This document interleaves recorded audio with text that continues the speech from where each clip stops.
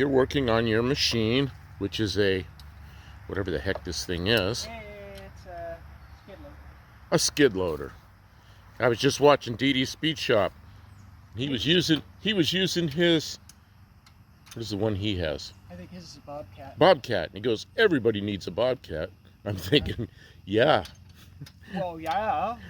Once you bought this, it's like, everybody needs a Bobcat. So tell us what you're doing. Well, I got the machine. It had problems with the pump. And so I started working on that.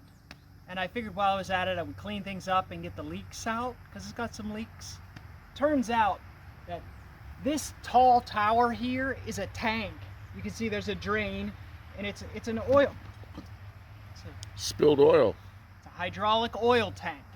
Well, it's welded shut at the bottom. It's welded to the machine, and basically I'm coming around here. This weld seam at the bottom of the tank, right here, is cracked on that top edge there. So it always weeps until every bit of the oil is drained from the tank. So we got it parked here on a little bit of a slanty, so the oil will all come to this one corner here. But see, this drain isn't all the way at the bottom, it's about a ½ an inch up. So I got this turkey ingest. When you're cooking a turkey, you inject this oil in it for flavoring. But you're going to use it for a sucker. So I used that to suck so I could get,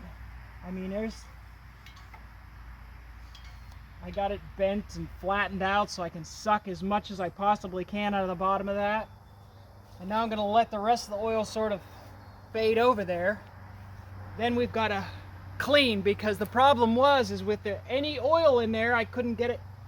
So now that it's like this, we cannot weld because you can't weld because it's a tank full of flammable explosives. So I'm going to try and epoxy that tank shut, because the problem with taking a hydraulic piece of equipment and running and draining all the fluid out and then trying to operate it, run it, is that you burn up the pumps. And that seems to be what happened. Is the previous owner ran the pump dry one too many times, the pump came apart. So we're gonna fix the root of the problem, because it was a lot of work to replace the pump and get this machine back to operational order.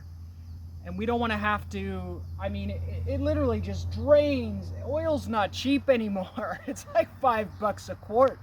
And it literally just runs out the bottom of the tank while you're trying to use it. So we're going to try and save on it, patch that tank,